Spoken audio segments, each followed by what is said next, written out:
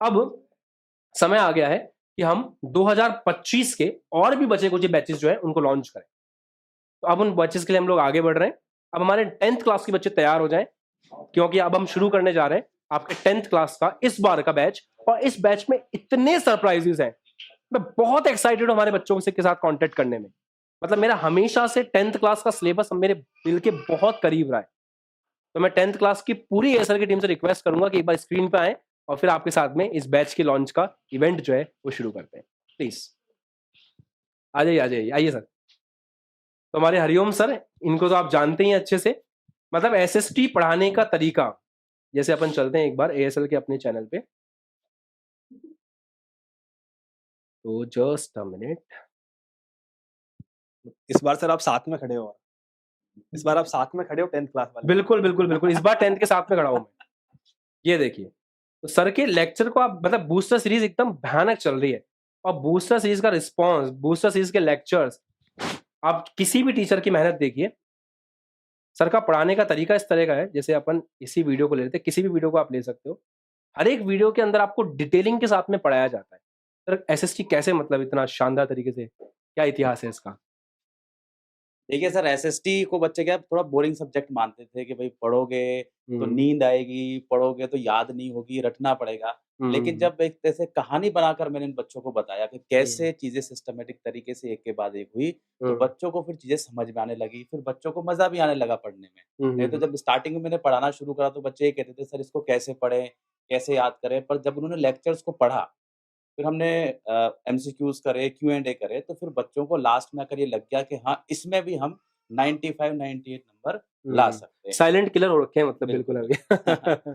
और जो बच्चे पढ़ लिए, वो तो नंबर बेशक अच्छे लाएँगे, लेकिन अब जो हम अगले साल पढ़ाने वाले हैं, उसमें हमारी तैयारी इस तरह की रहने वाली है कि इस बार से भी ज़्यादा बढ़िया कंटेंट उनको हम देने वाले हैं। क्या बात है, क्या बात है, क्या बात है! तो इस बार क्या मतलब ऐसा डिफरेंट होने वाला है, क्या नया रहने वाला है, क्या आप अलग करने वाले हो इस बार? इस बार सर जो इनके चैप्टर्स हैं, उनको हम इस तरह से डिवाइड करेंगे कि इनको चैप्टर को समझने में बहुत हेल्प मिले। जैसे ओके। मान लो अपन इंडियन हिस्ट्री को ही पढ़ने वाले हैं, तो जो गांधी जी के टाइम पे हुआ, हम उसको एक साथ पढ़ेंगे और उसके साथ जो चीज़ें लिंक हुई, जैसे गांधी जी के टाइम पे ही हमको लाला लाजपत राय भी दिखे, तो उनको इंटरलिंक करके हम लोग पढ़ने वाले हैं। तो उसको थोड़ा-सा मैं बुक को इस हिसाब से चेंज करके, मॉडिफाई करके पढ़ाऊँगा कि ताकि इनको और अच्छे से चीज़ों को समझने मतलब कस्टमाइज़ करके पढ़ाया जाएगा। क्या कस्टमाइज़ बात है, करके। क्या बात है! मतलब आपको इस तरह से पढ़ाया जाएगा एसएसटी के अंदर, जैसे सर बता रहे हैं, मैं इसको हल्का-सा एक बार आपको ब्रीफ कर देता हूँ, कि जो भी चैप्टर्स हैं, उनका जो लिंक है, जो उनका फ्लो है इवेंट्स का, उसको इस तरह से क्लब किया जाएगा कि एक कहानी बन जाएगा। मतलब आपको पूरी कहानी के तौर पे याद रहेगा, अपनी भाषा में लिख पाएँगे। क्या बात है, क्या बात है! और अब बात करते हैं जिज्ञासा मैम की। तो जिज्ञासा मैम के बारे में तो क्या ही कहें, पूरे साल इन्होंने जो मेहनत की है 10th क्लास के साथ में, मतलब ये सैल्यूट देने वाली बात है। बिकॉज़ मैम ने पूरे साल पढ़ाया, कंटेंट को बहुत सिस्टमैटिकली डिलीवर किया। हर एक चैप्टर के बाद में एमसीक्यू, पीवाईक्यू कराए, लास्ट में बूस्टर सीरीज कराई, और बच्चों के पास शायद ही ऐसा कोई क्वेश्चन बचा होगा, या शायद ही ऐसा कोई कांसेप्ट बचा होगा जो जिज्ञासा मैम ने छोड़ा होगा जो एग्जाम में आ जाए। बाकी पेपर होंगे तब आपको अपने आप समझ में आएगा कि जो कंटेंट एएसएल में पढ़ाया गया है, जो मैम ने आपको पढ़ाया है, वो आपको 100% एज़ इट इज़ पेपर में देखने को मिलेगा। मैम क्या प्लान्स हैं इस बार? इस बार की प्लानिंग ये है कि सर, जैसे कि इस साल तो बहुत ज़्यादा सीक्वेंस वाइज़ चीज़ें चली हैं। इस बार एक्स्ट्रा ये है कि बोर्ड्स को टारगेट करने के साथ-साथ में जो दूसरे कॉम्पिटिटिव एग्ज़ाम्स हैं, या फिर कोई भी हो, चाहे वो 10th का बच्चा हो या फिर कोई, बहुत सारे दूसरे लोग भी होते हैं जिनके 10th बेस के एग्ज़ाम्स होते हैं। तो आप एनटीएससी ले लो, आप कोई भी स्टेट बोर्ड का कॉम्पिटिटिव एग्ज़ाम ले लो, आप ऑल ओवर इंडिया का नेशनल लेवल का कॉम्पिटिटिव एग्ज़ाम ले लो, उन सब की अप्रोच जो है वो हम लेते हुए चलेंगे। मतलब बच्चे को ऐसा नहीं लगना चाहिए कि मैं सिर्फ 10th को पढ़ रहा हूँ। मेरा हमेशा कॉन्सेप्ट ये रहता है कि अगर आप पढ़ रहे हो तो आप नॉलेज के लिए पढ़ो, ना कि मार्क्स के लिए पढ़ो। क्योंकि जब आपको नॉलेज की भूख होगी ना, तो मार्क्स आपको अपने आप मिल जाएँगे।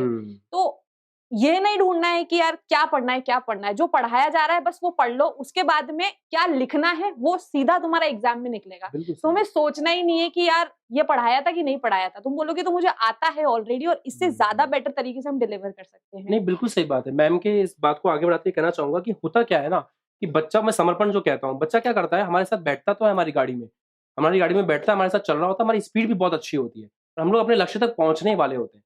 बस बीच में आकर के बच्चा क्या करता है कि हमें हटा देता है और स्टीयरिंग खुद के हाथ में ले लेता है। तो उसके बाद में फिर जहाँ गाड़ी जाती है ना, उसके ऊपर हमारा कोई कंट्रोल ही नहीं होता है। हम कह रहे हैं आपको ऐसे पढ़ना है, ये लेक्चर अटेंड करना है, इसके बाद ये डीपीपी करनी है, ऐसा करना है।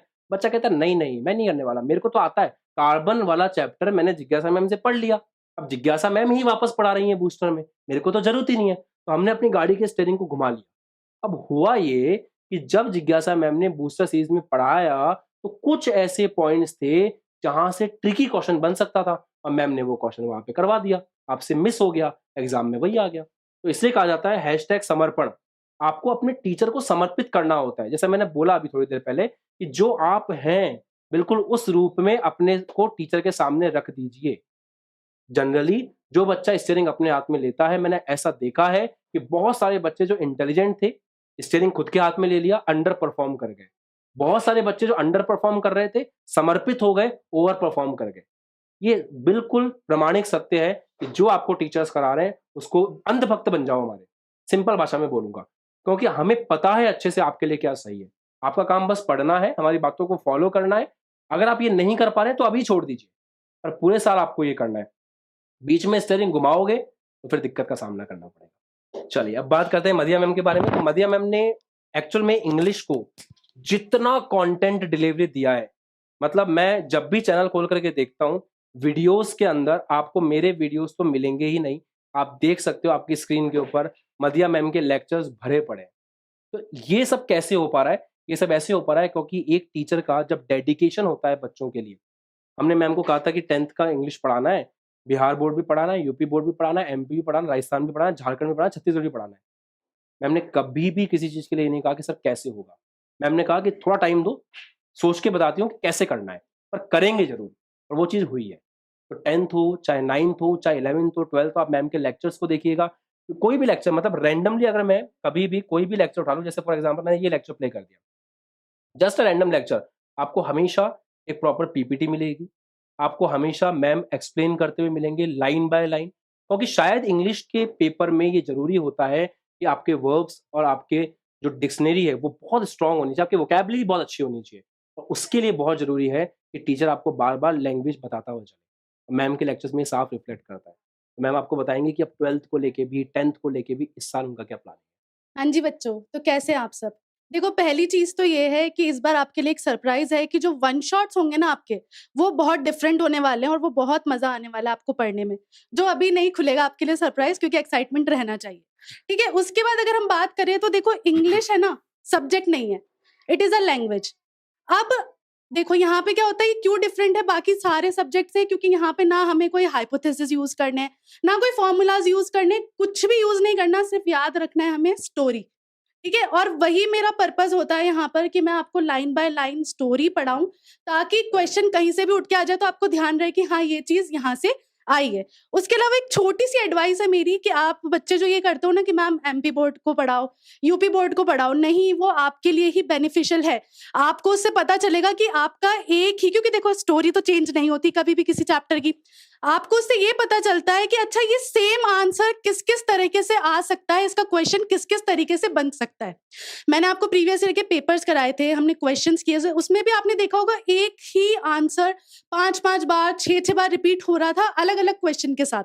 तो आप लोगों को जो है ना एक बन के चलना है यहाँ पे, ये नहीं कि एमपी बोर्ड है, यूपी बोर्ड है। हाँ, बिहार बोर्ड का कोर्स डिफरेंट है, बाकी किसी का कोर्स डिफरेंट नहीं। चलो ये तो हो गई नॉर्मल क्लास की बात, जहाँ भी आपके जो छोटे-छोटे कंसर्न्स होंगे वो भी एड्रेस किए जाएँगे। उसके अलावा मुझे लगता है मेरी तरफ से कि कमी है, ठीक है? और वो कमी इस बार पूरी होगी किस तरीके से कि बच्चों को डर लगता है कि इंग्लिश लैंग्वेज जो है उसके साथ हम फ़ैमिलियर नहीं हैं, हिंदी मीडियम के बच्चे हैं, तो ऐसा कुछ भी नहीं है। पहली बात तो जो रिज़ल्ट आते हैं वो दिखते हैं साफ कि आप कितना अच्छा कर रहे हो। जो थोड़ा बहुत डर है वो इस तरीके से खत्म होगा आपका कि चलो क्लास की बात तो मैंने कर ली। आपकी जो रील्स होंगी, आपके यूट्यूब शॉर्ट्स होंगे, उसमें मैं आपको सिखाऊँगी कि कैसे आप ट्रांसलेशन कर सकते हो चीज़ों का, ठीक है? ऐसी बहुत सारी चीज़ें होंगी। आंसर कैसे हम लर्न करते हैं, वो सारी ट्रिक्स मैं आपको सिखाऊँगी। आपको फ़ोकस सिर्फ़ एक चीज़ पे रखना है, स्टोरी पर, ठीक है? ऐसे ही हम जो है सारी चीज़ें करेंगे। लास्ट में मैं एक बात आपको बोलूँगी, ठीक है? जो आपको ये डर लगता है ना, तो एक बहुत फ़ेमस एक्ट्रेस का एक कोट है, इस पे नहीं लिख पाओगे, रुको। Just a second. यहाँ आ जाओ। Just a second. बिल्कुल इस पे लिख रहा हूँ, बस। सिर्फ़ एक वर्ड लिखना है सर मुझे। बिल्कुल।